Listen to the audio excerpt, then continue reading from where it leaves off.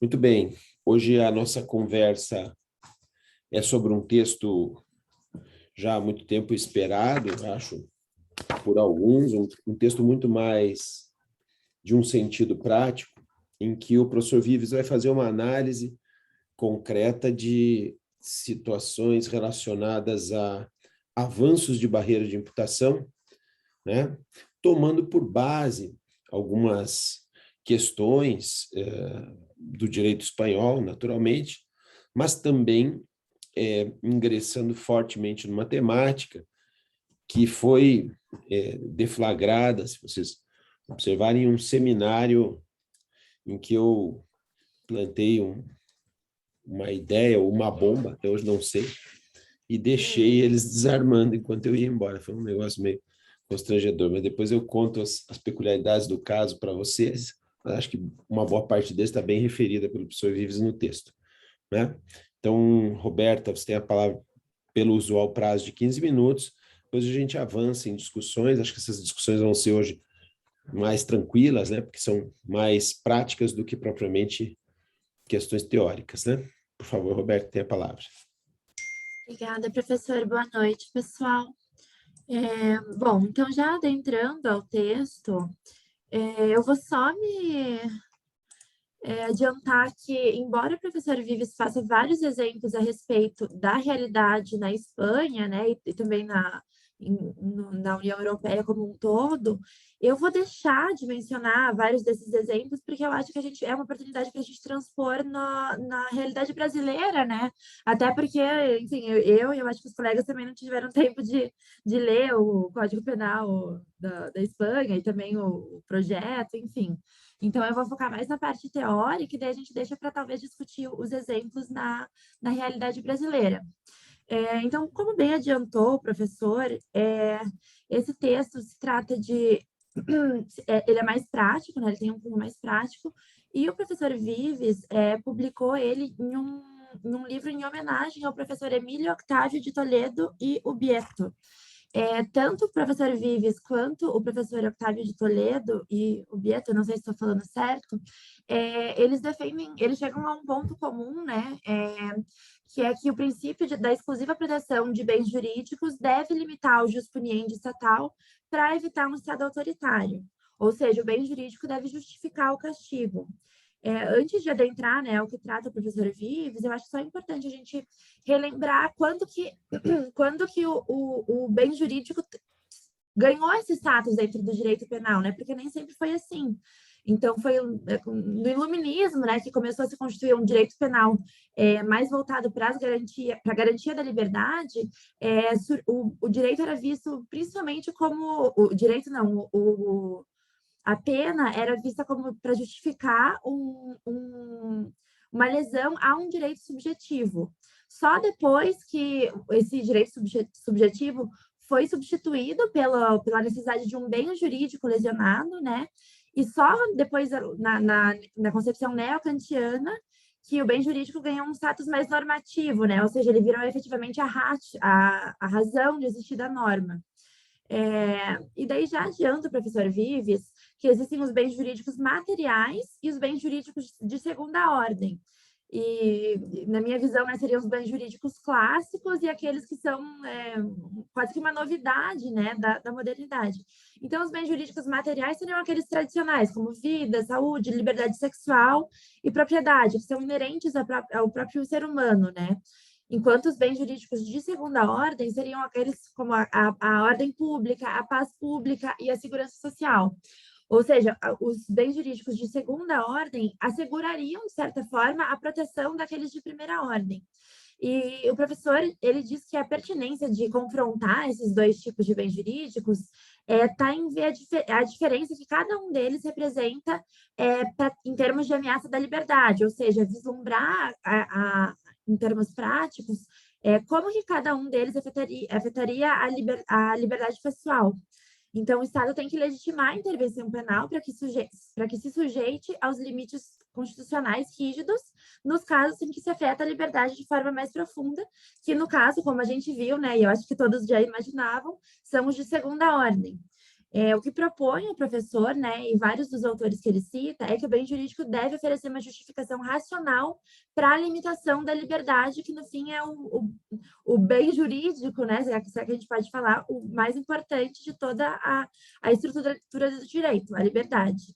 E daí eu trago aqui uma citação do Partilha Concretas, que está na página 599, em que o professor menciona, né, que em grande parte dos estados de direito atuais e na doutrina majoritária, a responsabilização jurídico-penal individual foi substituída pelo perigo potencial do coletivo em que se integra o sujeito dissidente, de forma que as sanções assumem um papel de medidas de segurança, para garantir a segurança cognitiva dos cidadãos.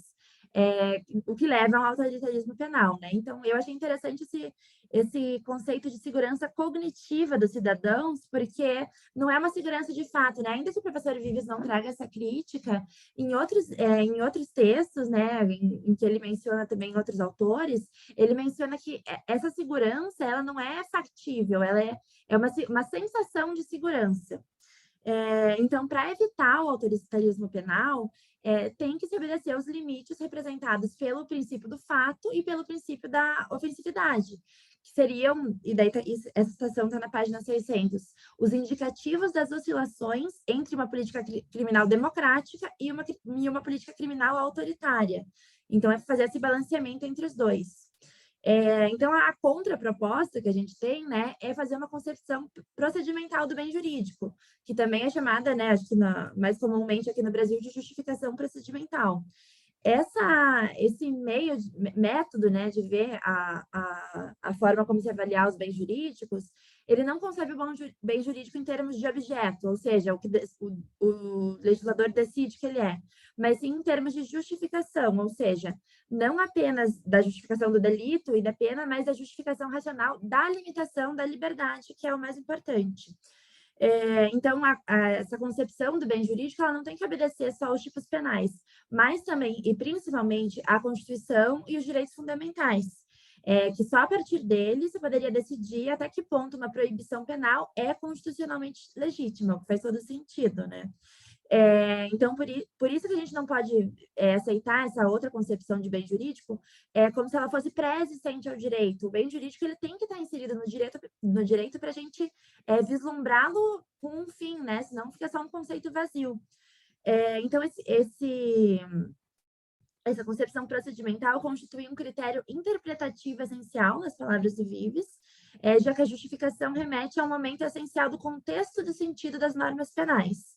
E aí a gente já vê um pouco da questão da linguagem, né, inserida nessa proposta. Em seguida, o Vives fala do princípio da execução, né, que seria um princípio de limite genérico da intervenção penal, para que não se extrapole de jeito nenhum a restrição da liberdade que a gente pode suportar, ou seja, o limite, o último limite que a gente pode chegar sem violar uma liberdade quando não é necessário. Extrapolar essa restrição seria substituir o direito penal pautado no dano pelo direito penal pautado no perigo, que infelizmente é a realidade que a gente tem hoje em dia. Então, e daí um comentário que eu achei interessante que o Vives faz, e talvez seja até um pouco fora assim, da linearidade que eu pretendia expor aqui, mas é que é um erro pensar que a teoria do Estado Social do Heller estaria pautada na restrição de liberdades. Ele fala que isso seria uma visão deformada assim, da teoria do Estado Social. Então, a gente, novamente, né, assim como nos comentários que a gente fez nos seminários passados, a gente vê que o Vives é um defensor da liberdade em todos os modos, né? Então, ele vai falar que o Estado preventivo inverte o sentido dos princípios penais, né, com essa deformação autoritária do Estado social, e em que não se parte mais da lesão do bem jurídico digno de proteção para castigar, mas sim da existência de qualquer bem jurídico para blindar ele de um dano. E essa parte me chamou bastante atenção. Então, o princípio da execução seria importante, né, porque se preocupa mais com a efetividade da proteção, porque atualmente se preocupa mais com a efetividade da proteção do que a liberdade, o que é um conceito deturpado do que seria um Estado social, né? Então, essa mudança do panorama entre lesão e risco, ele fala que não está só no direito penal, né? Mas que está em toda a sociedade de risco, conforme o conceito do Ulrich Beck. Então, a sociedade tecnológica vira um risco para si mesma e o direito penal só refletiria isso. E passando já, e daí ele tem 2 pontos, né, que são as consequências dessa análise. Um que são os delitos de posse, e os outros, os atos preparatórios puníveis e a punição de grupos, a partir de tudo isso que foi exposto sobre a questão do bem jurídico.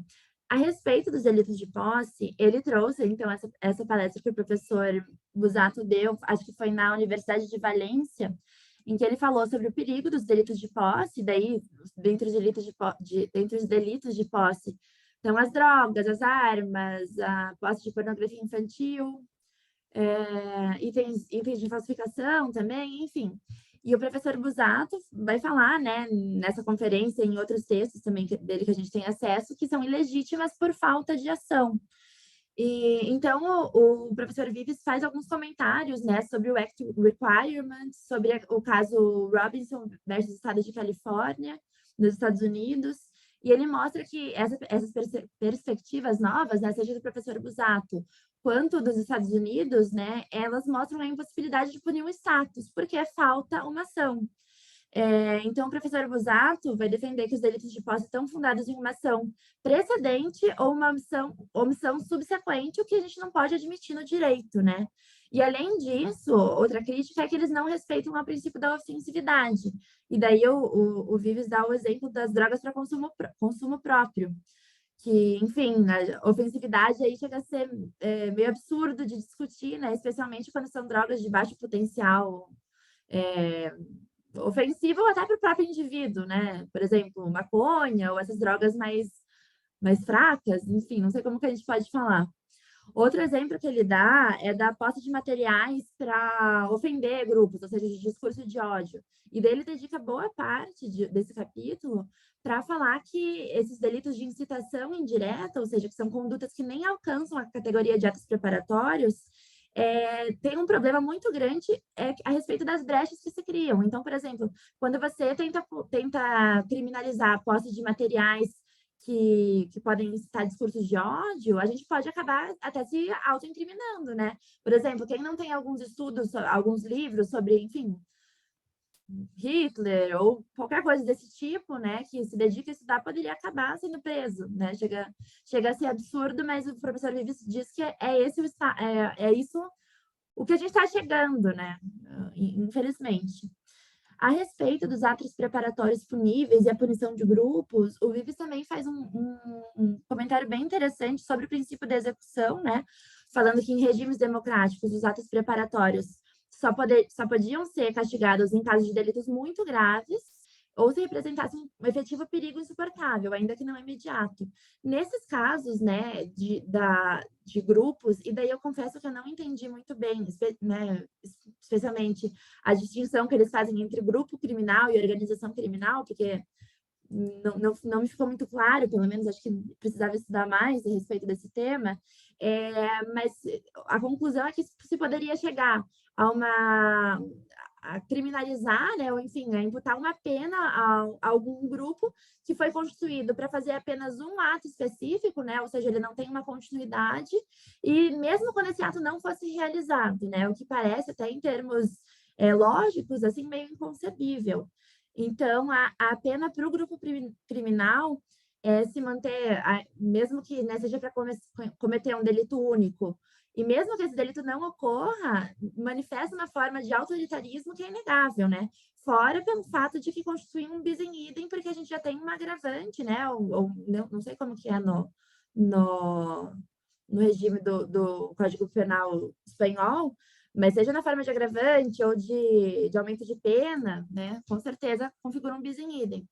Então, a conclusão do professor Vives é que, historicamente, essas liberdades vêm perdendo lugar para a segurança no mundo jurídico. E daí eu volto a reiterar, né, que não é nem uma segurança, é uma tentativa de sensação de segurança, né? Porque mesmo com toda essa forma de tentar proteger os bens jurídicos de toda forma, ainda assim a gente vê que não está funcionando. Caso contrário, os crimes estariam diminuindo e não aumentando, né? Então, ele vai falar que essas renúncias são injustificáveis à liberdade e fazer um comentário também sobre as medidas de segurança, né? Que como vêm sendo aplicadas vêm sendo constituídas, né, no projeto do Código Penal espanhol, são contrárias tanto ao princípio da legalidade quanto ao princípio da inocência.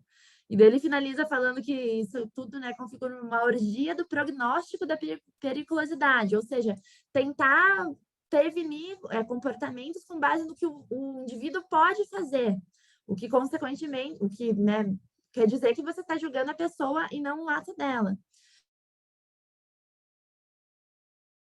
E, então, eu acho que, a partir da análise desse texto, o que a gente pode concluir é que, voltando, né, à outra obra do Vives, é que ele não tenta se pautar em responder sobre os elementos, sobre tipos, sobre cada elemento do crime, mas sim a resposta a ser respondida existe um bem jurídico tutelado aqui, legítimo, a ponto de garantir que essa restrição de liberdade não seja ilegítima, já que, ao fim, a liberdade é o que a gente deve garantir em máxima ratio?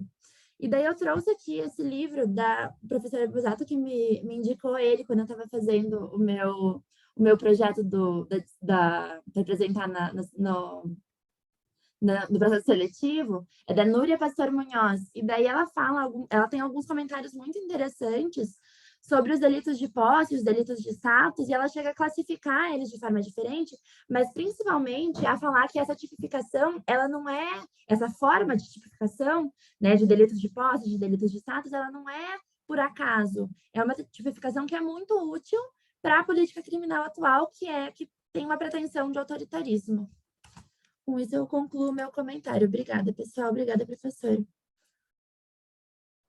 Obrigado, Roberta. Muito preciso e interessante. Aí eu vou deixar a palavra aberta aí aos colegas que queiram fazer uso dela, para fazer alguma conexão com relação ao que disse a Roberta, levantar outras questões que o texto tenha suscitado a vocês, ou até mesmo perguntar ou deixar alguma dúvida aí que eu possa esclarecê-los depois. Guilherme, por favor. Obrigado, professor.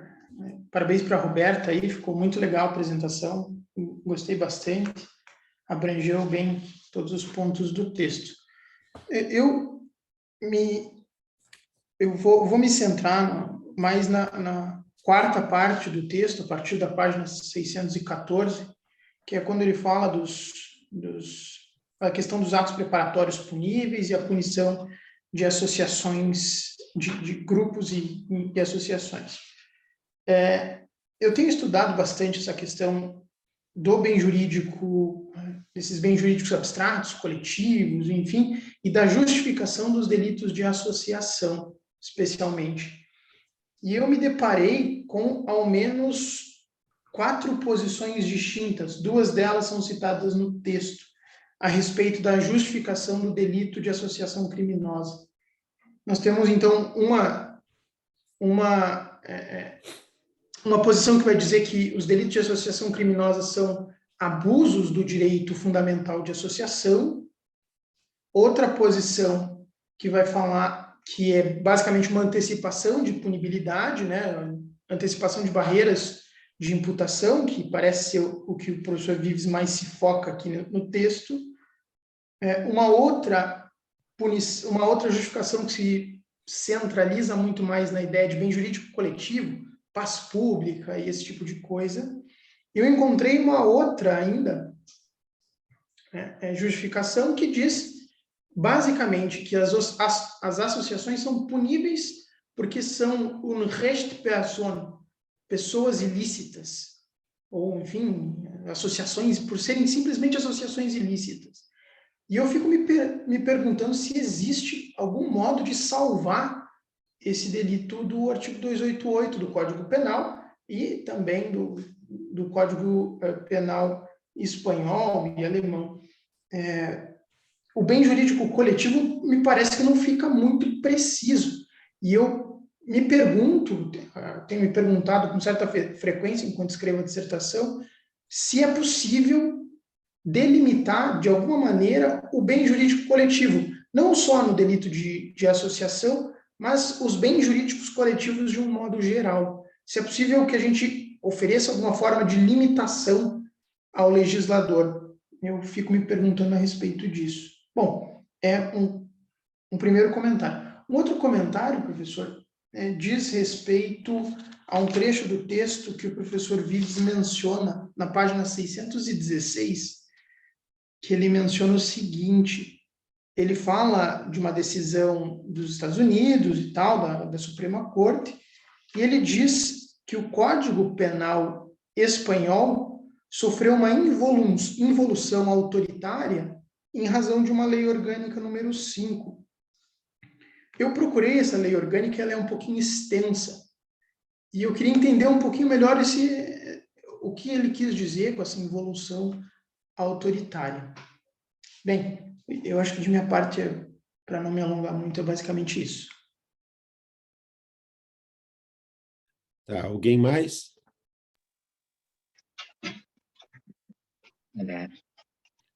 Vamos Tem lá, alguns Daniel. questionamentos. Pode Queria dar falar, parabéns para a Roberta, gostei bastante da apresentação dela. É um texto bem atual, se for ver, e se o senhor me permite, professor, eu separei trechos pequenos, assim, mas é que como o texto é bem prático, são questões que faz tempo que alguns a gente até já discutiu no grupo lá da FAI, que eu me lembro bem que o senhor falava da medida de segurança pré-delitual e etc. Então, só que eu vou me focar aqui nos principais pontos que me causa assim, um pouco de indagação ainda. Se puder ir indicando os pontos. Tá. Não, mas não é do texto, professor, é coisa que é ligada ao texto. Tá bom. Então, tá assim, bom. por exemplo, Tudo a bem. questão da medida de segurança pré-delitual, e um caso bem famoso, então é fácil da gente... Eu até pesquisei para ver se estava mais atualizado, e eu sei que continua internado. Mas a questão da medida de segurança pré-delitual e o caso do Champinha, né, que começou, e tem decisão do STF, mas não conheceu do recurso. Então, eu queria... É mais para discutir mesmo alguma questão que se liga ao texto, mas também se liga ao princípio da legalidade. E daí entra na minha segunda questão, que é princípio da legalidade e justiça restaurativa, em casos que não se figuram como de cabimento de justiça restaurativa, mas a gente já vê ali algumas sentenças destoando da lei seca, né, do Código, que seria uma mera redução de pena, alguma coisa assim, uma reparação de danos, por exemplo, em caso de roubo, mesmo que seja uma grave ameaça de menor gravidade. Outra questão que até eu discuti, fiz um curso essa semana, e um professor trouxe aquela questão o texto fala do professor Vives Daniel, hoje de liberdade. só uma coisinha. Você se importa de resumir a tua segunda questão? Porque parece que misturou uma coisa com outra.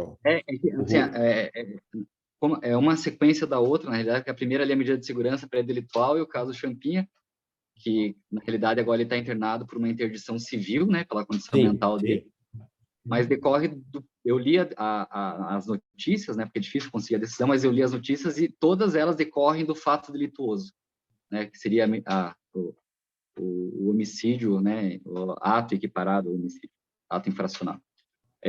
A questão da justiça restaurativa e se, mesmo fora do princípio da legalidade, como um roubo, por exemplo, seria não cabível, né, a justiça restaurativa como extinção de punibilidade, alguma coisa assim dessa forma. E a terceira questão, professor, a questão dos atos preparatórios puníveis, que traz ali no texto, tanto o Guilherme quanto a Roberta entraram naquelas questões de liberdade. O texto não fala especificamente, mas é uma espécie, a liberdade de expressão. E a Roberta falou da questão do discurso neonazista, etc., né? O texto acaba falando que foi um dos temas que se levantou daquela decisão de 1981 dos Estados Unidos, que foi declarado pela Suprema Corte constitucional, a questão da passeata, e eu fui dar uma estudada rápida. Na Alemanha é crime, nos Estados Unidos é permitido, daí em ambas ainda tem exceções dentro das permissões, digamos assim. E daí transpondo para o Brasil, porque é um discurso atual, né? E na Alemanha eu li ali nas notícias, eles para burlar essa proibição, eles dizem que são grupos de ultradireita partidários, por exemplo. Então, eu acho que é bem atual e cabível a discussão, tanto em relação ao tema de hoje, quanto a questão brasileira aí desses movimentos, né? Então, são essas três questões, professor. Desculpa aí o excesso de questão, mas é que são assuntos mais intrigantes. Está ótimo, está ótimo. Alguém mais?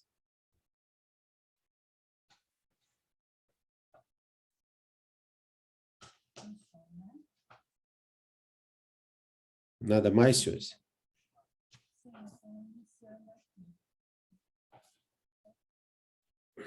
Só um minuto aqui. Bom, se ninguém vai levantar outras questões, eu vou me permitir, por razões estruturais, né, fazer um processo inverso. Ao invés de eu começar pela Roberta, porque,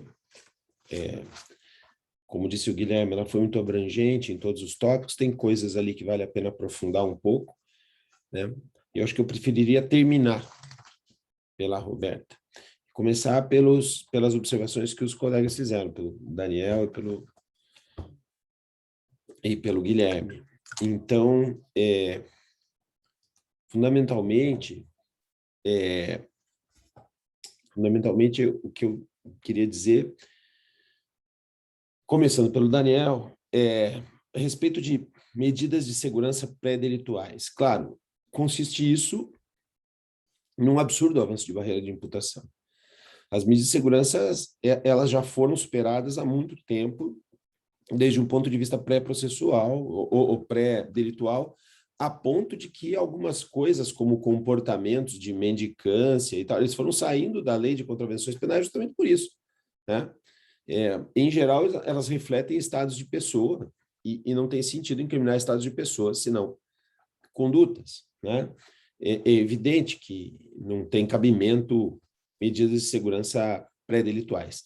O que não há dúvida também é que existe uma certa contaminação discursiva, né, do Poder Judiciário em especial, mas do sistema jurídico em geral, a respeito dessas impressões, né, que causa o sujeito que praticou vários crimes sucessivos ou que praticou assassinatos em série ou que praticou crimes muito violentos, muito chamativos. Porque a história dos estigmas e preconceitos, que a criminologia desvenda muito bem, eles estão presentes, né, hoje no foro.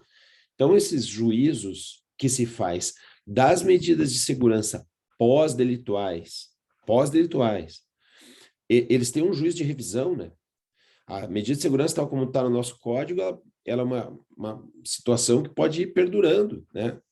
E essas revisões que são feitas periodicamente, elas são contaminadas pelas más impressões ou pelos estigmas, né?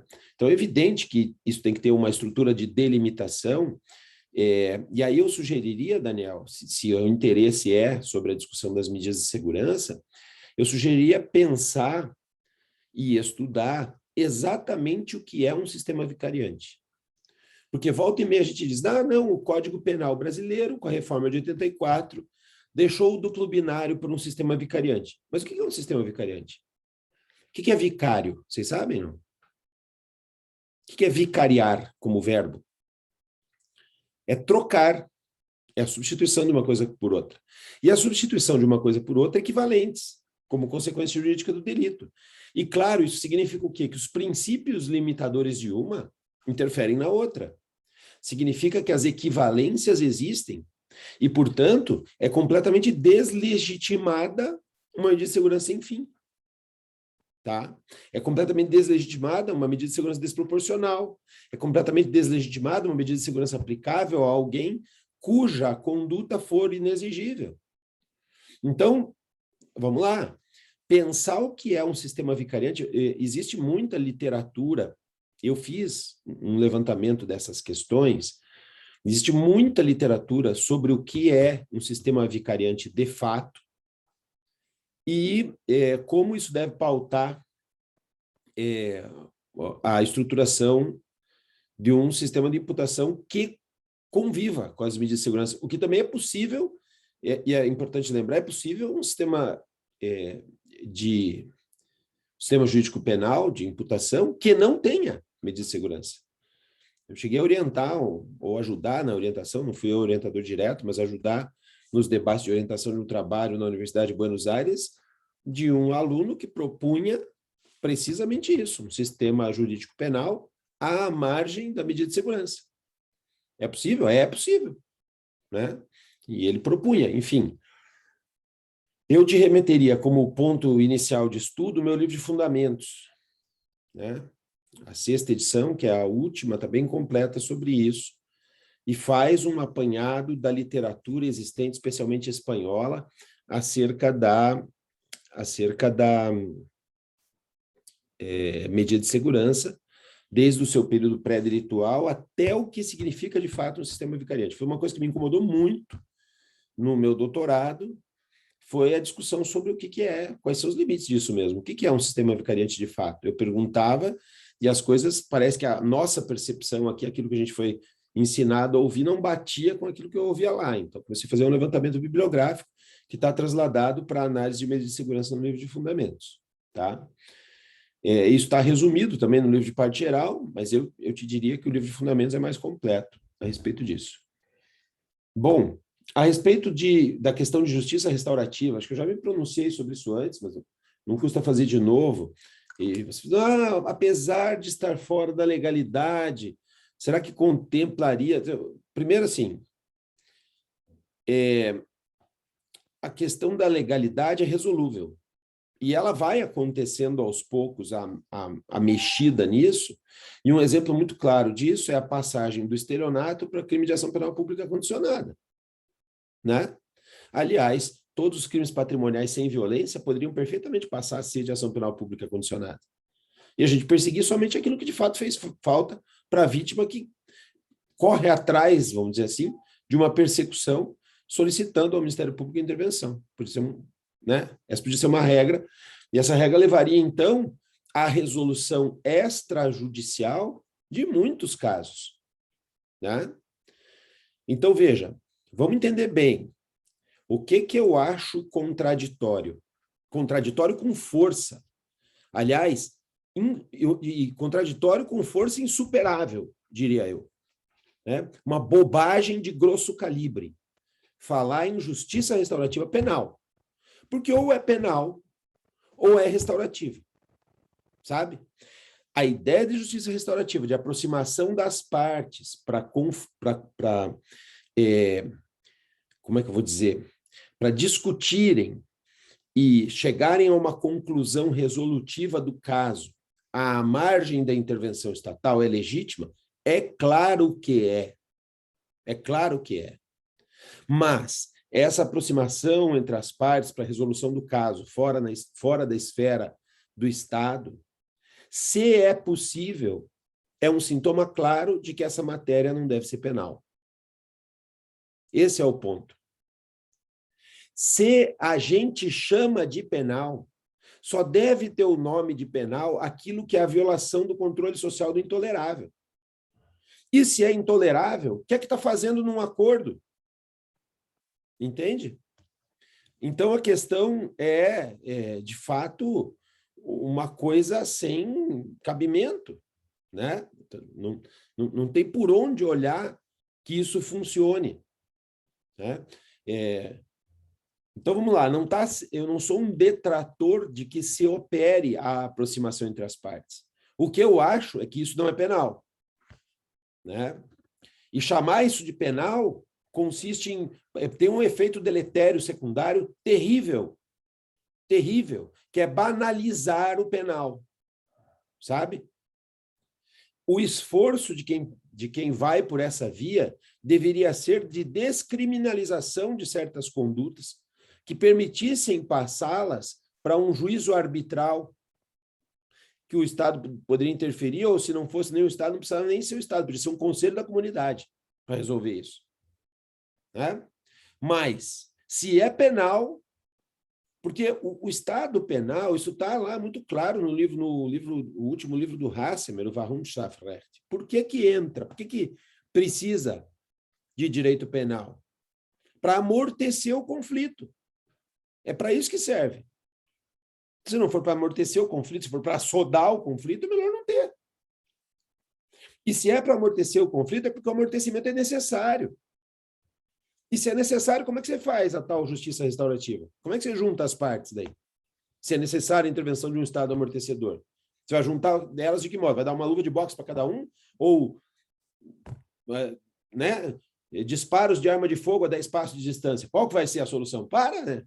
Isso é uma estupidez, entende? Então, as pessoas que discursam justiça restaurativa em direito penal ou não sabem o que é justiça restaurativa, que eu duvido, porque são gente que se dedica muito a isso, ou não tem a menor ideia do que é penal, o que é mais provável. Sabe? Então, com todo respeito, eu sei que tem colegas meus que defendem isso, tudo e tal, mas talvez eles precisem de um alinhamento discursivo, sabe? De conceitos. Né? Puxa, cabe resolver isso, aquilo. Será que não dava para ser numa justiça restaurativa? Se der, não é penal. O fato de dar certo já elimina a necessidade do penal. Ah, mas será que para certos roubos e tal, que não, sei lá, o cavalo doido que foi lá, arrancou a bolsa da mulher, mas depois foi devolvida a bolsa da mulher e ela só caiu no chão, esfolou o joelho. A questão é assim, ó. Então tá, então a gente admite aí uma violencinha. Qual que é o limite de violência que nós vamos admitir? Onde é que para? Ah, para quando a vítima não for mais reclamante, porque ela não se sentiu ofendida. Ah, beleza. Então tá. Então, se eu arrancar isso de um judoca, que pode me moer de pau, e que não vai fazer a menor diferença para ele cair de joelhos, vai ser um tratamento jurídico diferente do que eu tirar isso de uma velhinha. É isso. Daí nós vamos fazer um direito penal do autor, então. Mas o autor não é mais o autor, é a vítima. Conforme seja a vítima da violência, se ela aguenta muita pancada, ela que aguente. Você acha isso legítimo? Onde que isso é legítimo? Onde que certo nível de violência é consentido conforme a vítima?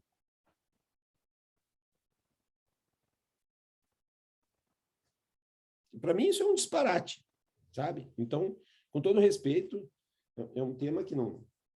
É um tema que me oferece zero de reflexão. Salvo uma. A reflexão de onde é que está o limite do penal. Provavelmente tem muita coisa que a gente está chamando de penal que não devia. Né? Para isso, o discurso da justiça restaurativa serve, de fato. Né? Para dizer, não, peraí, tem coisa aqui que está sendo chamada de penal, mas isso é uma fraude de etiquetas. Porra, isso eu posso concordar. Isso eu posso concordar. Agora, a individualização do caso penal a partir da justiça restaurativa, com o vilipêndio da tipicidade, nesses casos vai ser típico, naquele não vai ser, porque cabe justiça restaurativa, me parece ser criar um direito penal à la carte.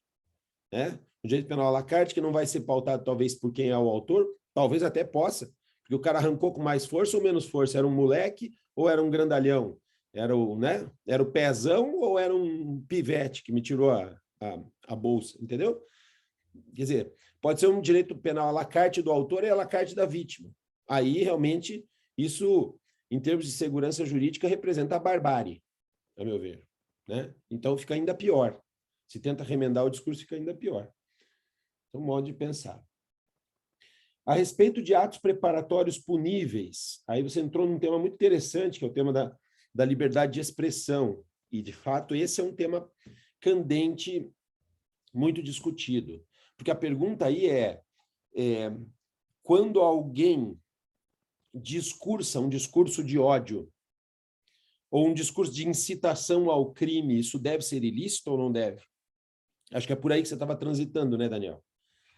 Bom, aí realmente você pode pegar vários exemplos e olhar para eles e entender que determinados exemplos seria plausível o controle dessa liberdade de expressão e outros não, né? Então, eu vou te dar uns exemplos. A Marcha da Maconha. Né? Lembram? Quantas vezes teve isso? É incitação ao crime? Não, teve essa semana, professor. O uso nem é crime, né? Não dá para chamar de crime, se não tem pena nem de reclusão, nem de detenção, nem de prisão simples, não é crime, né? Mas daí, ali, se vai um pouco além das condutas só de uso, né? E talvez essa apologia possa ser uma apologia de outras condutas que talvez fossem enquadradas em dispositivos diferentes. Mas, à margem disso, aqui nós estamos num campo que nós vamos tentar dizer, não, peraí, esse discurso tem que ser livre, essa expressão tem que ser livre. Mas será que ela vai ser a mesma liberdade que eu posso conceder, por exemplo, para um discurso neonazista? O tema do Partido Nazista, da retomada do Partido Nazista, foi debatido na Corte Constitucional Alemã. Sabe quem foi o relator? O Hassemer. O Hassemer. Então, existem limites para o discurso de ódio? É claro que existem. A questão é saber quais são, né? Então, é legítimo, de alguma maneira, manter esse controle da incitação ao crime? O que você me diria, por exemplo, da incitação à subversão da democracia? Por exemplo, uma incitação, uma reunião de um grupo com a finalidade de praticar atos violentos, por exemplo, a explosão, se descobrir um grupo que planeja a explosão do Congresso Nacional ou do Supremo Tribunal Federal. O que você me diria? Você vai olhar lá para o capítulo agora dos crimes contra a ordem democrática e vai dizer, opa, peraí, né? Se isso aí tiver um início de realização do plano do autor, um ato executório, é uma tentativa de ataque ao sistema democrático e, como tal, é crime, né? Mas o que é o ato de execução daí? Basta que eles se reúnam, eles planejem ou eles ponham em prática o plano? É no momento que está saindo o carro com a bomba que você tem uma tentativa?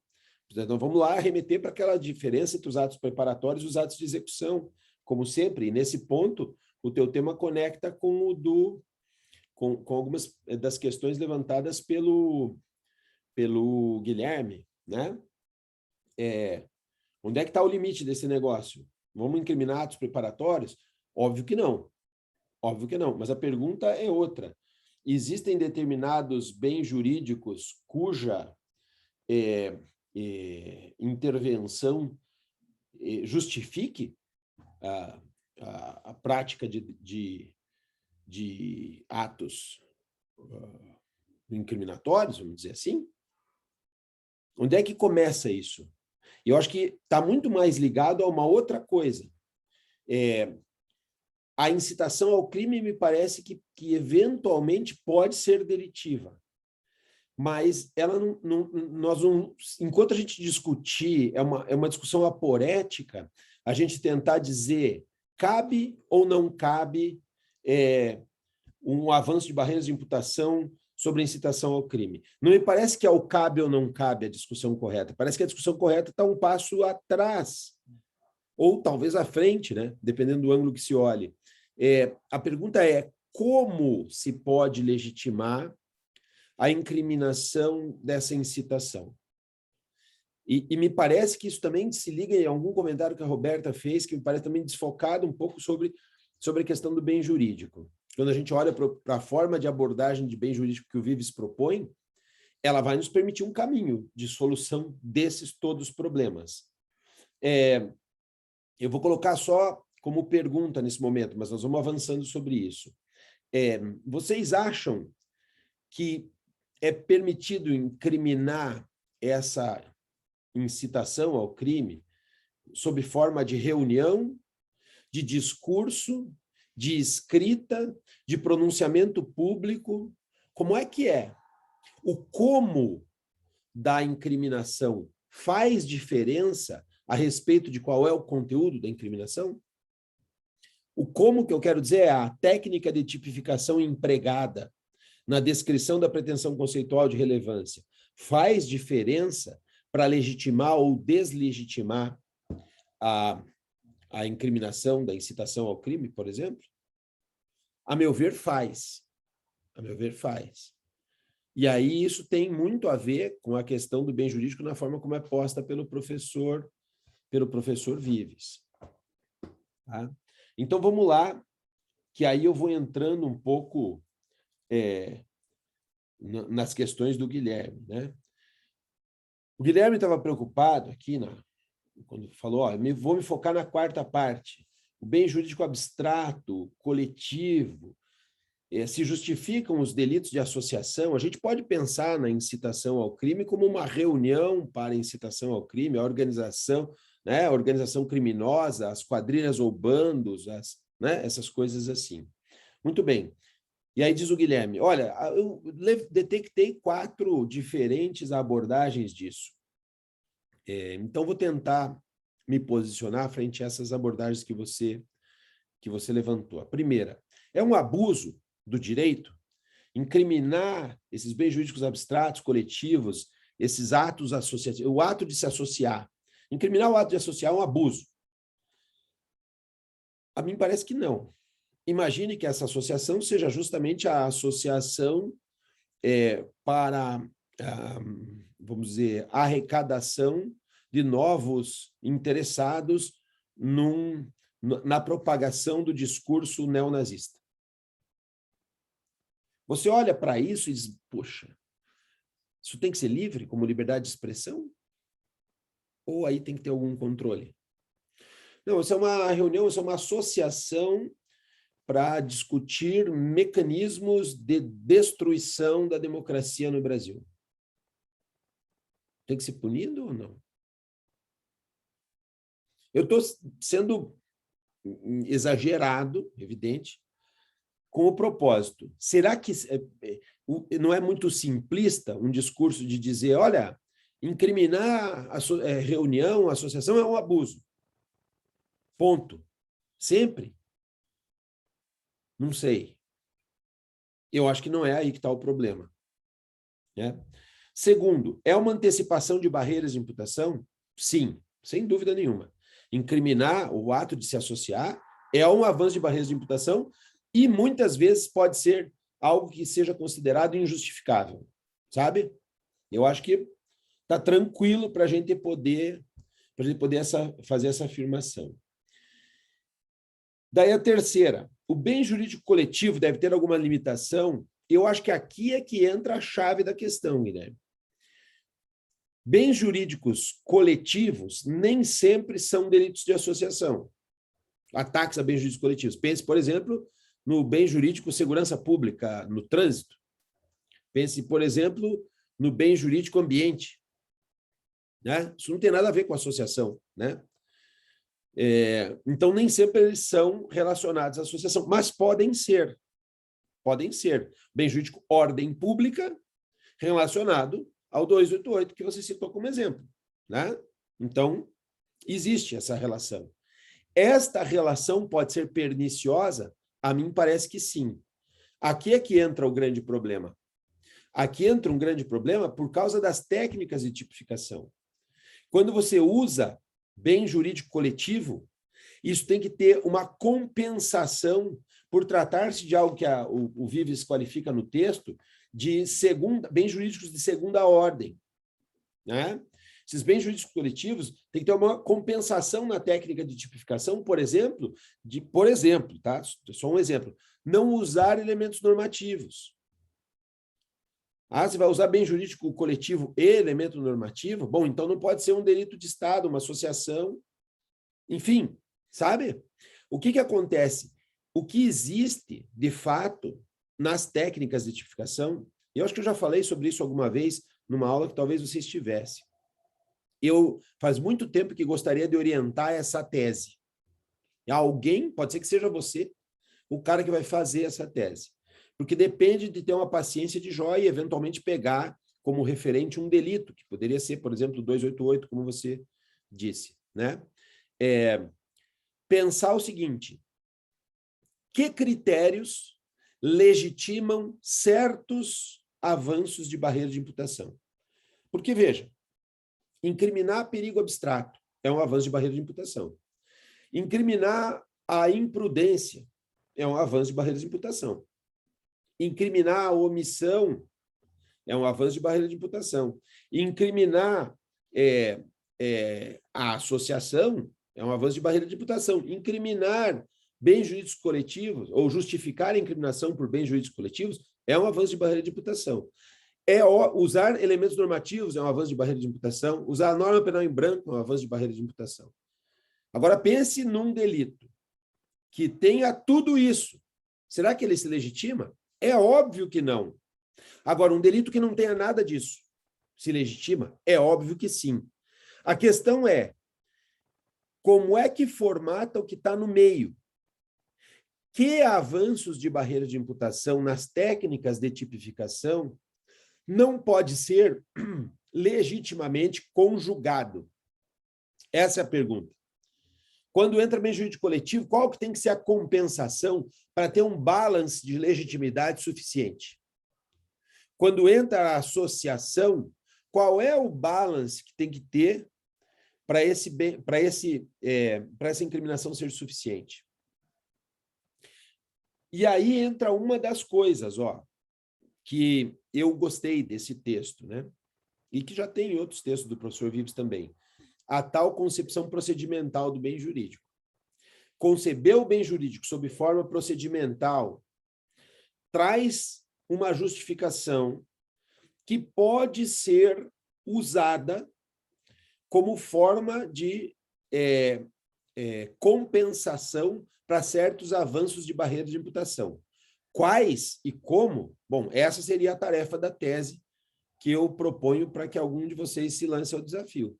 Uma tese difícil, por quê? Porque ela teria aí, vamos dizer lá, sei lá, podem ser 7, 8 variáveis em técnicas de justificação que representam sempre avanços de barreira de imputação, e aí você tem que fazer o cruzamento entre todas, né? Essa com essa vai, essa com essa e mais a outra vai, sabe? Essas comparações todas, elas são uma progressão geométrica, né? Elas são uma progressão geométrica complexa, então ela levaria aí a, sei lá, a exploração de pelo menos uns 30, 40 modelos diferentes de técnicas para dizer quais são os legitimados e quais não e por quê, né? Então, esse seria um trabalho bem hercúleo, mas também, certamente, um trabalho marcante. Então, aí, o 288 é salvável? Então, veja, uma forma, talvez, para você que está no mestrado e ainda não no doutorado, ao invés de explorar tudo, talvez fosse pegar um tipo, olhar para esse tipo e dizer, olha, esse tipo tem esse avanço de barreiras de imputação. Eles não são compatíveis entre si porque eles conduzem a um abuso, tá? Como é que eu faço para poder legitimar isso aqui, se é que dá? Que há alguma interpretação sobre esses avanços que seja possível fazer uma compensação e propõe daí, no final, uma alteração legislativa, né, da redação que permita ou que legitime uma parte do que é a incriminação e deslegitime a outra. Pois não, Guilherme? Professor, eu queria fazer uma pergunta que vai nessa toada aí da concepção procedimental de bem jurídico. Eu estava lendo um texto esses dias atrás, desse livro aqui, do Roland Heffendel. Uhum. E dentro desse livro tem um texto do Detlef Sternberg-Lieben. Eu não conhecia esse professor. Que o nome do texto é Bem Jurídico, Proporcionalidade e Liberdade do Legislador. Ele faz um desenvolvimento idêntico ao que faz o professor Vives a respeito da concepção procedimental. Eu queria te perguntar se tem alguma inspiração nessa concepção, alguma inspiração comum, porque é muito parecido. Eu realmente não sei. Realmente não que eu saiba, né? Eu nunca vi esse autor citado na obra do professor Vives, né? Não foi um dos artigos que eu li dessa coletânea, li vários, li do Wellers, li o do próprio Heffendel, alguns outros, mas esse não foi um que eu li. Enfim, não sei nem quem é o professor, mas se fosse alguma coisa que o Vives tratou, ele estaria citado. O Vives acaba citando todo mundo que ele usa, né? Então, eu suponho que não. Agora, o fato de que coincidam em raciocínio, não é demais lembrar, é muito interessante essa ocasião. O próprio Vives, por exemplo, não conhecia o professor Fletcher. E os dois tinham chegado a uma concepção muito mais ampla, coincidente, em 2 lugares do mundo completamente diferentes, o que é mais interessante ainda, né? Então, que o raciocínio seja desenvolvido de forma paralela e condizente não me estranha, né? Não me estranha que seja alinhado. Se você puder disponibilizar o texto no grupo, seria interessante para a gente debater. Mas que eu saiba, não vi citado esse autor em momento nenhum na obra do professor Vives. Bom, e aí a segunda coisa que o Guilherme cita é, na página 616, a involução autoritária do Código Penal. Porque a lei orgânica tal, né? O que eu quero só recordar a vocês é que o uso da expressão lei orgânica pelo professor Vives aí é porque são leis orgânicas o veículo legislativo que altera os códigos penais. A lei orgânica tal acaba sendo a lei que compendia uma série de alterações no Código Penal. Tá? É o mecanismo legislativo disso. E algumas alterações, elas são alteração do Código Penal inteiro. Por exemplo, o Código Penal de 2015 é uma lei orgânica, sabe? O Código inteiro, novo. O Código Penal de 2010, lei orgânica. O Código Penal de 95, lei orgânica. Tá? Então, lei orgânica é um veículo que pode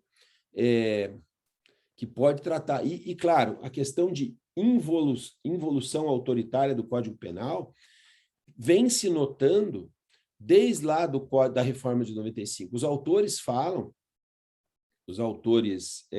espanhóis, falam que aquele código foi o último código com um viés um pouco mais liberal. Né? Dos anos 2000 para frente, as reformas que houveram na legislação espanhola foram sempre mais recrudescentes. Né? De modo geral, também a Espanha foi maiormente governada por um governo mais proclive à direita, né?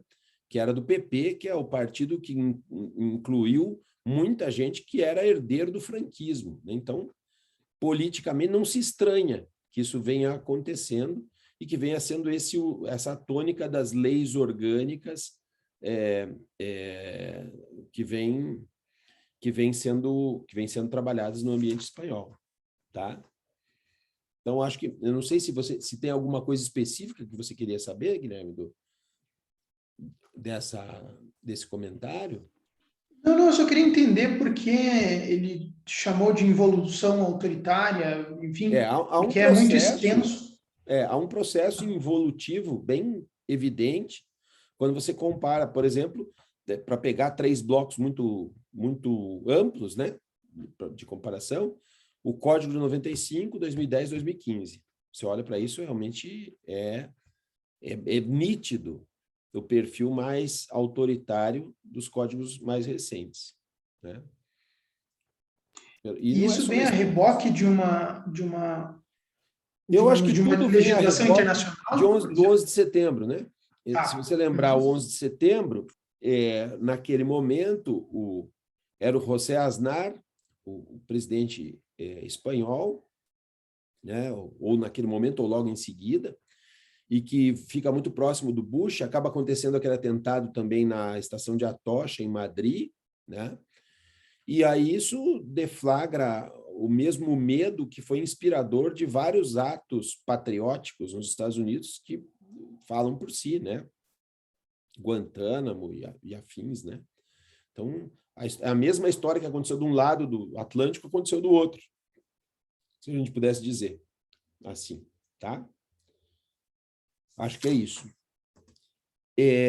Eu vou fazer só uma breve pausa aqui, por conta dos meus compromissos ali que eu já anunciei para vocês, mas são 3 minutos que eu vou cortar a imagem e som e parar a gravação. A gente já retoma, tá bom? Porque daí eu vou pegar o tema da Roberta para tocar desde o começo.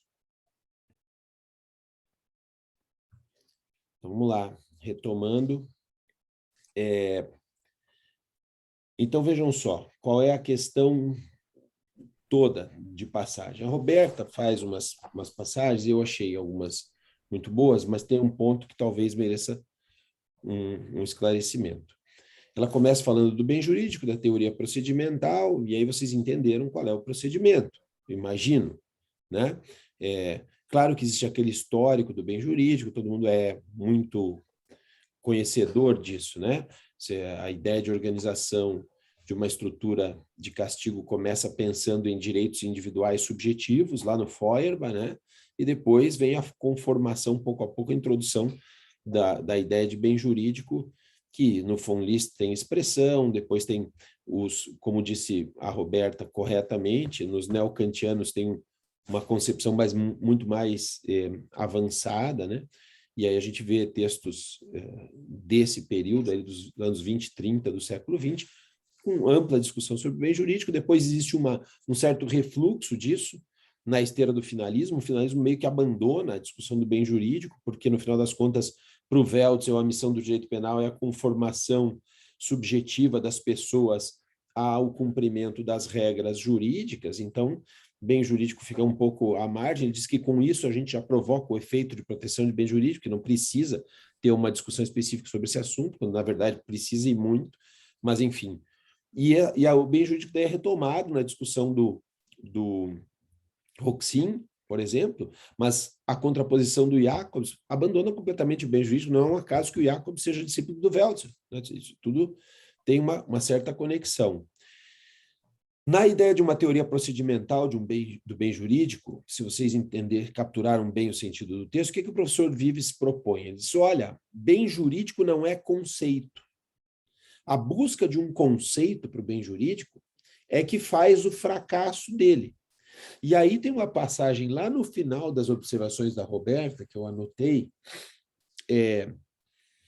Ela fala, escuta, existe um bem jurídico, a gente tem que perguntar se existe um bem jurídico aqui que justifique a contrição da liberdade das pessoas. Pois bem, eu contestaria aí a palavra existe, né? Porque é a existência ôntica de um bem jurídico que vai determinar um conceito. E o conceito é aquilo que não se quer. Qual é a grande fragilidade da discussão sobre bem jurídico, ou aonde vieram as críticas principais à chamada teoria do bem jurídico? Crítica número 1, imprecisão do conceito, né? A incapacidade de se oferecer um conceito nítido do bem jurídico. E segundo, o bem jurídico é mesmo capaz de proteção de alguma coisa? Ele diz a Roberta, mas não tem sentido, porque cada vez mais se evidencia que não se protege o bem jurídico. Ora, nunca se protegeu, não é que não se protege agora, nunca se protegeu. Por uma razão muito simples. Não é do feitio do direito penal. O direito penal não serve para proteção de coisa alguma. Desde o Feuerbach, pelo menos. O Feuerbach acreditava, baseado na teoria da coação psicológica, que uma vez incriminada uma determinada conduta, isso era uma ameaça suficiente para dissuadir as pessoas de cometer delitos, o que é falso. Cada novo delito que acontece comprova que a tese do Feuerbach é furada.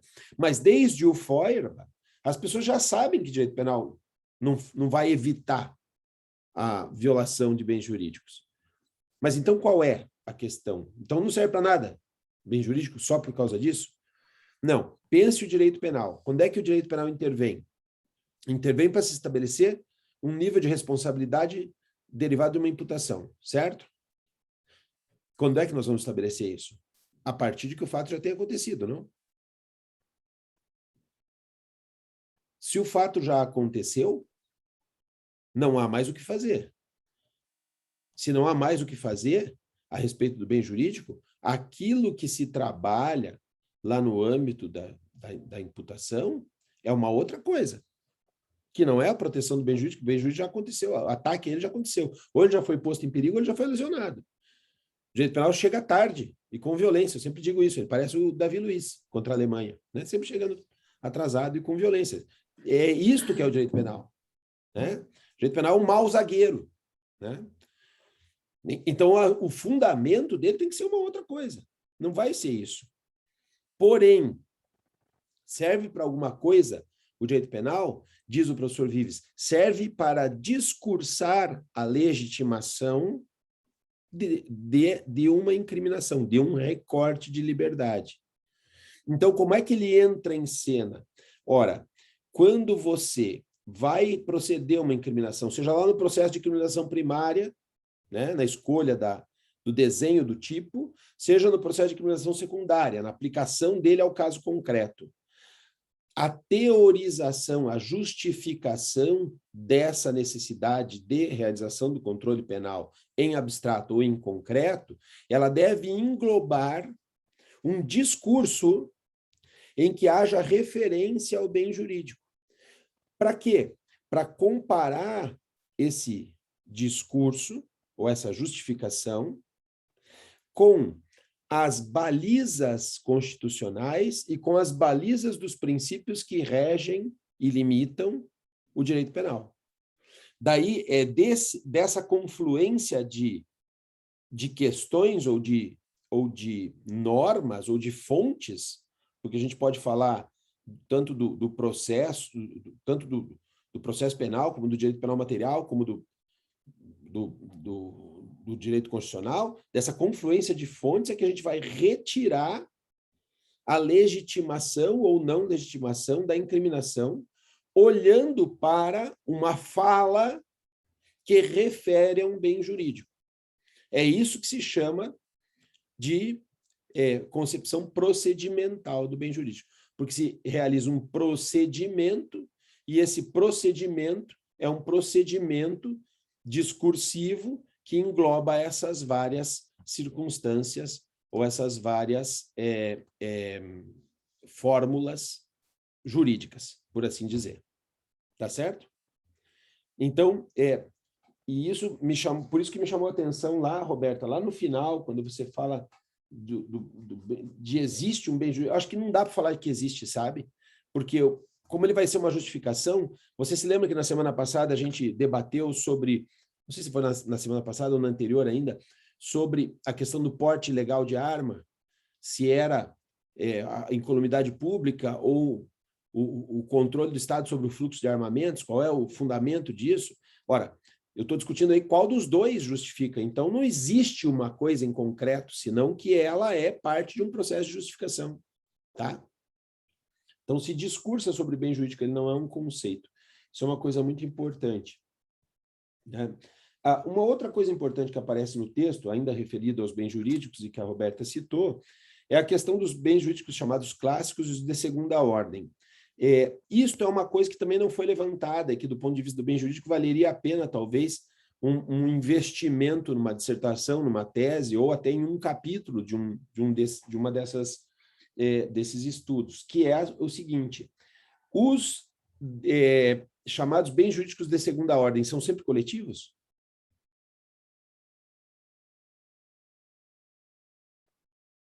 São sempre...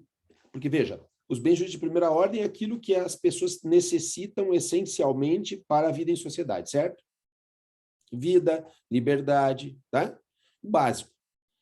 Daí tem bens jurídicos de segunda ordem, que visam garantir a efetivação daqueles de primeira ordem. Eles são sempre coletivos? Porque, claro, ele dá os exemplos coletivos, né? Ordem pública, né? Sei lá, segurança no trânsito, ambiente, tudo bem. São sempre coletivos. Mas, ou existem bens jurídicos individuais que visam também a proteção de outro bem jurídico individual, consistindo também no adiantamento de barreira de imputação. Isso é uma pergunta que eu não tenho muito claro. Qual seria o esgotamento daquilo que a gente pode chamar de bem jurídico de segunda ordem? Porque de segunda ordem parece claro que tem um conceito, que é aqueles bens que eu utilizo para garantir a efetivação, né? Eu reconheço esses bens de segunda ordem para garantir mais adiante, vamos dizer, a preservação de bens jurídicos como vida, integridade física e etc. Pois não, Roberta? Professor, será que a liberdade individual poderia ser um bem jurídico de segunda ordem? Acho que não, acho que é de primeira ordem. Pense, por exemplo, no Primeira, sequestro. porque visaria garantir também os demais, né? Mas não Eu sei, acho que não. Acho que não. O sequestro, por exemplo, você visa somente a liberdade. A redução à condição análoga de escravo é só a liberdade. Né? É autossatisfativo nesse sentido. Então, acho que não. Mas não sei, eu acho que isso é uma investigação a fazer. Isso é uma outra coisa em aberto. Né? Agora, uma coisa é certa, existe uma medida para isso. A medida é a medida da ameaça das liberdades. E aí, o Guilherme lá falou em proporcionalidade, né? Aí tem um problema de proporcionalidade bem sério. E o problema de proporcionalidade é a estrutura do discurso que legitima a incriminação segundo uma pauta de determinado bem jurídico. Ela deve englobar uma ideia de proporcionalidade, tendo como contraponto a limitação de liberdade que vai impor. A gente tem que pensar um pouco nisso mais vagar. Por quê? Porque, em alguma medida, disso derivou de um discurso assim, derivou o tal direito penal de duas velocidades ou de terceira velocidade. O Silva Sanches faz uma argumentação assim, diz, olha, afinal a pena que vai se aplicar nem é privativa de liberdade mesmo, são só restrições de direitos e tal, então talvez não precise de tantas garantias, aí, talvez... Eu não sei se isso é bem assim, hein? Sabe? A proporcionalidade entre aquilo que se incrimina e aquilo que vão ser as ameaças à liberdade pela imposição da pena parece correta, né? Mas tem que ver que isso é uma via de mão única, não de mão dupla. Quero dizer, se de um lado eu preciso que haja uma justificação concreta em bens jurídicos importantes, de fato, para poder aplicar certas constrições ou certa medida de ameaça às liberdades das pessoas, o contrário não é verdade. Quero dizer, o fato de que a ameaça às pessoas não seja com a privação de liberdade, mas só com restrição de direitos, não me permite abusar e colocar lá qualquer bem jurídico. Não está tudo justificado a partir daí. Pelo menos não se a gente quer continuar adotando o nome de direito penal. Né? Então, essa reflexão também tem que ser feita de trás para frente. Né? Outra coisa, outro cuidado. O professor Vives faz a referência de que, nesse discurso de legitimação de um bem jurídico procedimental, se passa por limites que não são só limites dos princípios básicos de direito penal, mas também limites constitucionais. Vocês viram isso, certamente. Né? Vejam só, passar discursivamente por uma legitimação vinculada aos limites constitucionais não é um processo de subsunção constitucional, como fazem alguns autores aqui no Brasil, e deixa por alguns autores, vocês já vão saber quem é. Né? Basta olhar para o cenário de livros escritos, monografias sobre bem jurídico, vocês vão descobrir rapidamente. As pessoas que dizem, se o bem jurídico está na Constituição, então ele é digno de proteção penal, se não está na Constituição... Cara, as coisas não são simplistas assim. É um problema discursivo esse. Vão entrar os valores constitucionais na discussão. É isso que está dizendo o professor Vives. Não é porque está na Constituição. Na Constituição está o terço de férias. Vocês acham legítimo incriminar o não pagamento do terço de férias?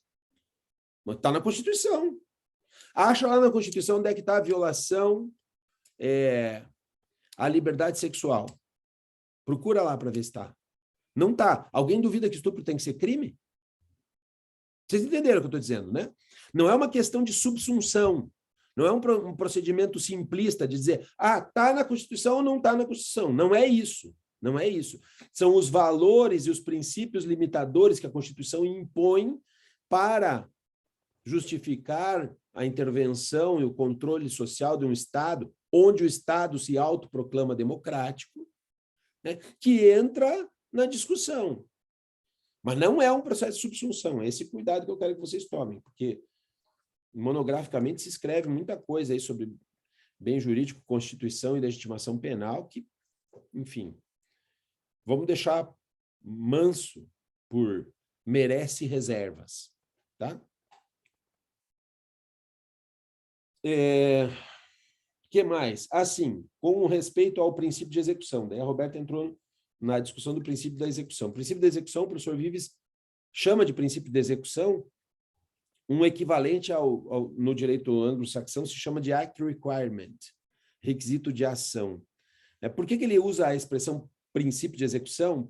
Porque ele quer separar, na ocasião ali, ele está usando para isso, ele quer separar aquilo que constituem atos executórios de atos preparatórios, que é um dos exemplos que ele vai explorar, né? Incriminação de atos preparatórios. Então, ele fala de princípio da execução no sentido da execução da conduta, de realizar alguma coisa para poder ser incriminado. E o realizar alguma coisa é, no direito anglo-saxão, aquilo que eles chamam de requisito de ação, ou act requirement, né? Que é aquilo que aparece naquilo que ele cita ali, do Robinson versus Califórnia, que é o caso que eu cito no meu trabalho. E aí, então, vamos lá.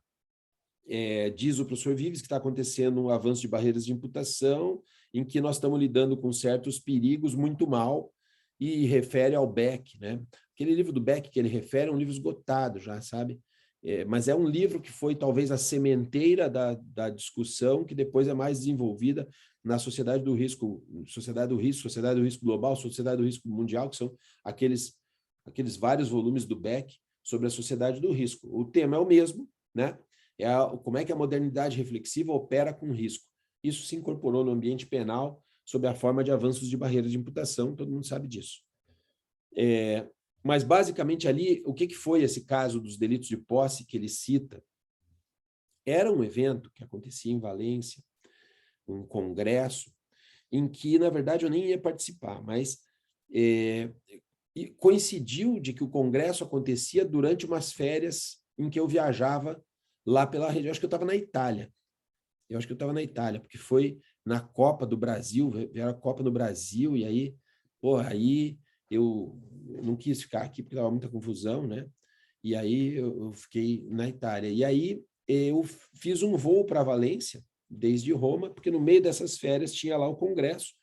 Eu fui fazer uma fala, mas uma fala despretensiosa, que era ainda um modelo incipiente de um artigo que eu publiquei depois sobre os delitos de posse.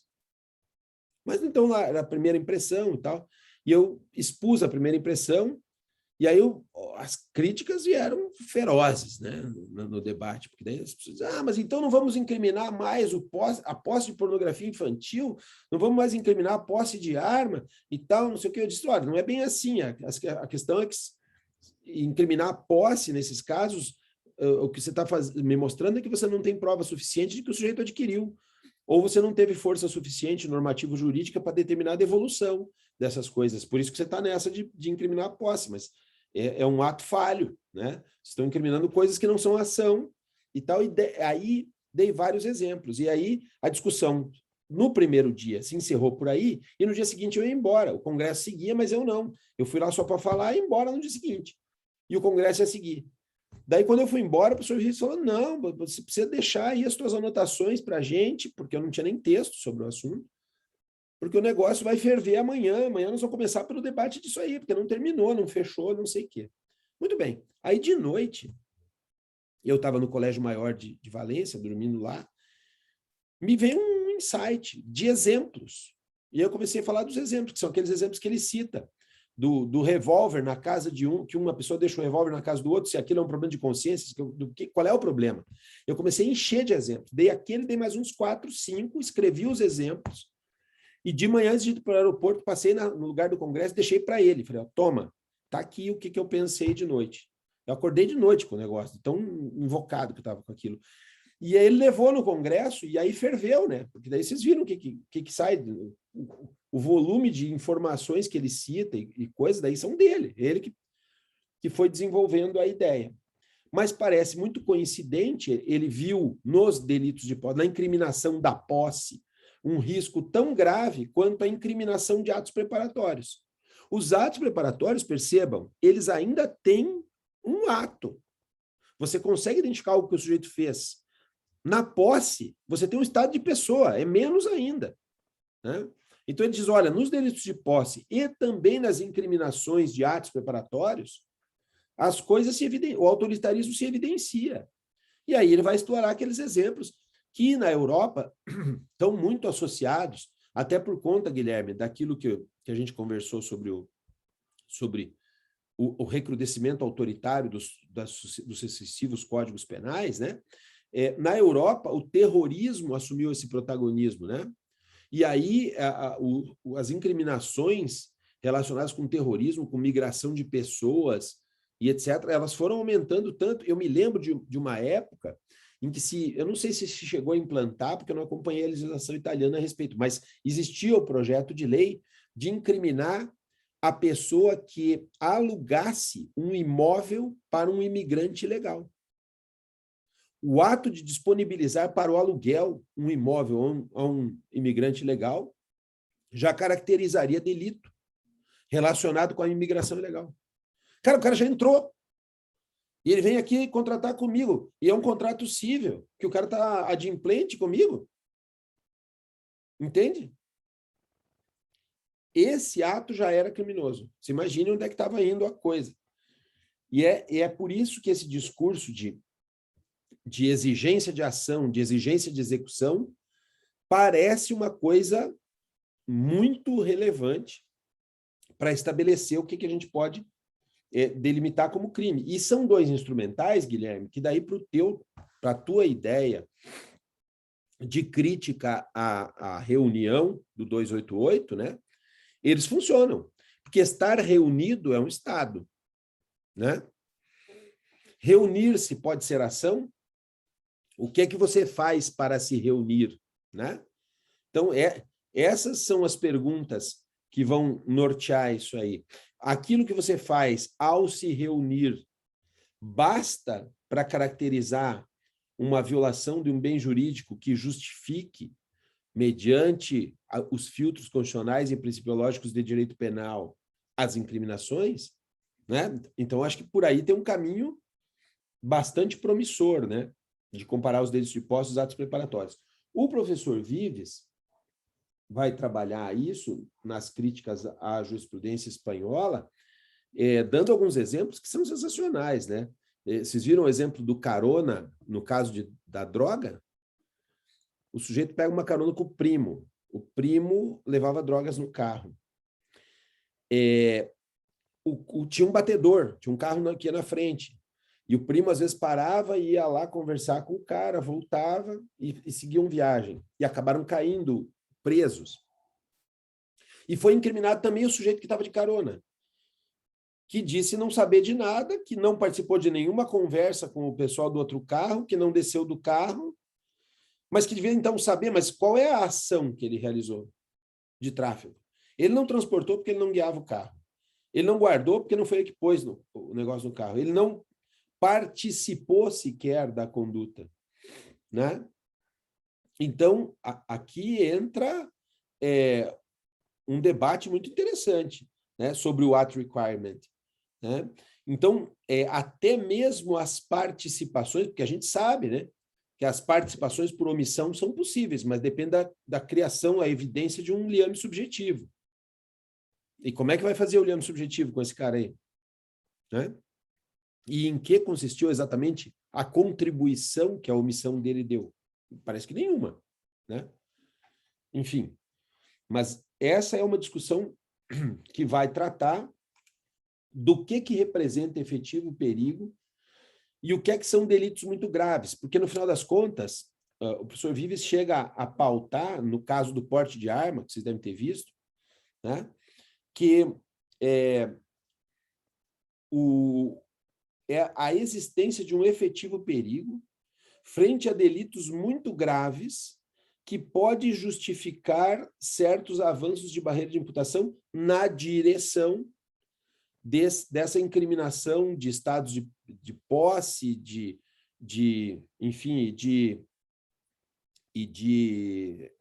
atos preparatórios. Pessoalmente, o que eu penso?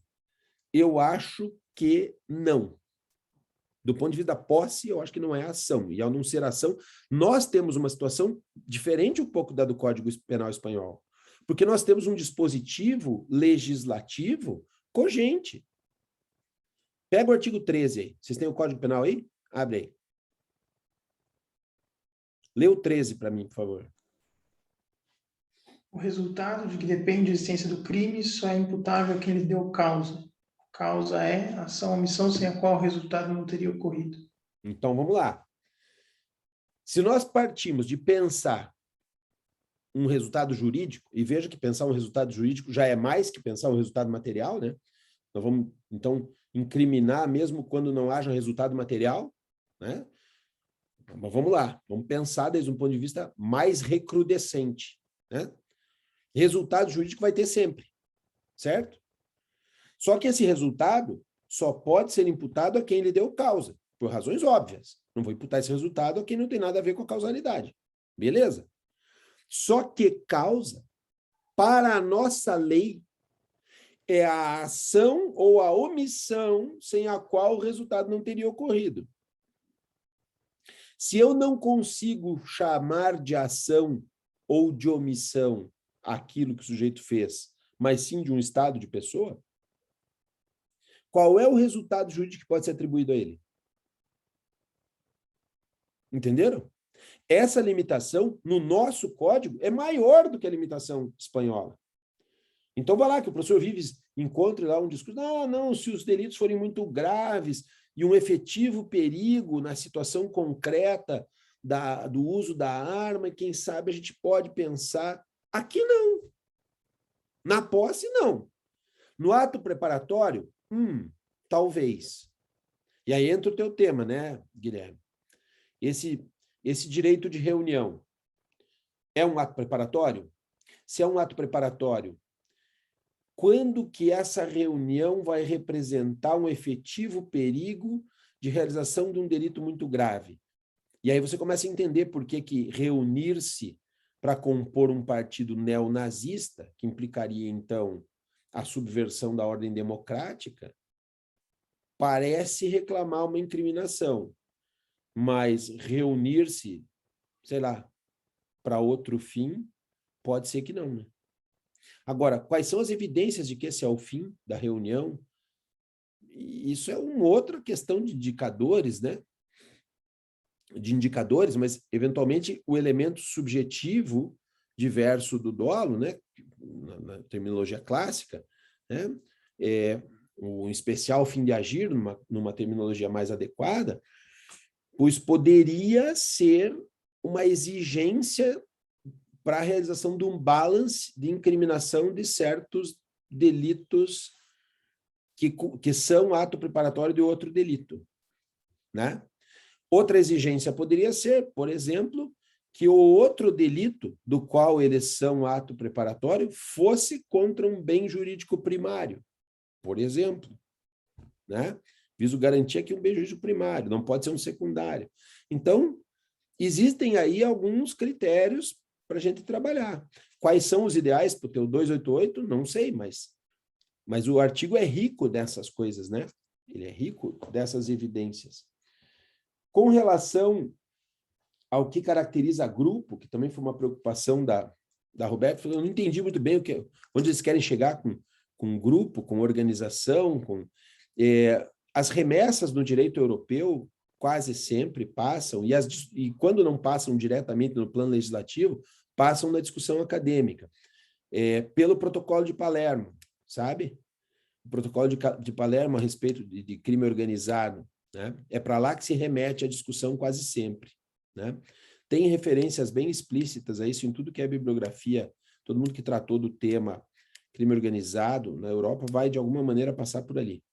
É uma boa referência, porque também foi uma discussão bem séria do que significa crime organizado. Agora, veja lá, também o que significa crime organizado na Europa não é o mesmo que significa crime organizado no Japão ou no Brasil, né? Então, cuidado com as transposições, mesmo do que sejam tratados ou que sejam discussões de organismos internacionais, nem sempre a transposição sociológica é muito calma, né?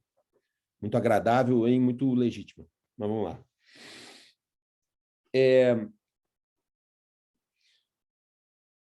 Tentativa de proteção do bem jurídico não funciona, é inviável, já falei disso. E orgia do prognóstico de periculosidade. De fato, isso aí também já tratei quando falei da questão do Daniel, né, da medida de segurança pré-delitual. Não é só na pré-delitual, né? Na pós-delitual também aparece essa loucura, né? Existe o discurso de periculosidade, que é um discurso que, inclusive, se interfere na pena, né? Tem certas propostas de pena hoje na Europa, castração química, prisão permanente revisável, coisas desse tipo, que são provenientes, obviamente, de uma fobia do perigo, né? E isso tem a ver um pouco com o Beck, sabe? Quando vocês forem trabalhar com fobia do perigo, pense sempre no Beck, porque o Beck traz algumas questões que são relacionadas à forma da nossa sociedade reflexiva, que são muito interessantes. Eu gosto muito de pensar nessas coisas, por exemplo, dos sistemas peritos, né? A gente convive cotidianamente com os sistemas peritos. Alguém fez aquilo que eu uso, eu não sei quem fez, eu não sei como fez, eu não sei que perigos, eu não sei se eu posso confiar na pessoa que manipulou aquilo, mas eu me atiro, e aí no meu subconsciente fica a ideia de risco. Por exemplo, vocês conhecem os farmacêuticos responsáveis de cada medicamento que vocês tomam? Vocês sabem quem é o engenheiro de trânsito de Curitiba que programa os sinais para ele ficar verde de um lado e vermelho do outro? Vocês sabem, tá certo, vocês não são o Tom Cruise, mas vocês sabem como é que se faz para pilotar aquele negócio que vocês entram e chamam de avião?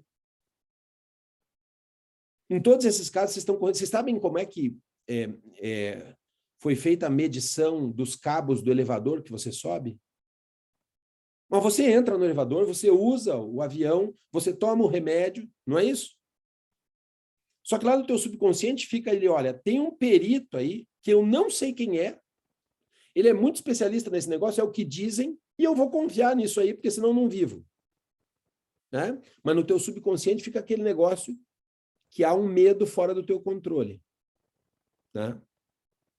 Esse medo fora do teu controle é um medo que incita, às vezes, a você reagir mal, reagir a um perigo meio desequilibradamente. Né? Então, esse é um ponto de reflexão constante. Todas as vezes que a gente for tratar dessa questão de qual é o perigo que eu admito, e veja, Guilherme, lá naquele critério, de novo, uma das questões é delito de perigo abstrato, pode ser também bem jurídico coletivo? Né? Será que esse avanço duplo não é perigoso? Se é perigoso por quê? Porque eu tenho lá sistemas peritos nos quais eu acabo confiando sem querer? Em que medida esse subconsciente me joga para ser mais permeável à admissão da confluência desses avanços, né? Então, é uma boa pergunta. Então, o transfundo sociológico dessa discussão da concomitância de avanços de barreira de imputação em técnicas de tipificação tem por transfundo sociológico o Ulrich Beck, né? O Ulrich Beck. Não sei se fui claro, mas com isso eu passei aí pelas questões postas pela Roberta. Não sei se mais alguma questão que vocês gostariam de trabalhar. Como é que é? Ficou alguma coisa para trás? Alguma coisa que vocês quisessem saber? Alguma coisa que não...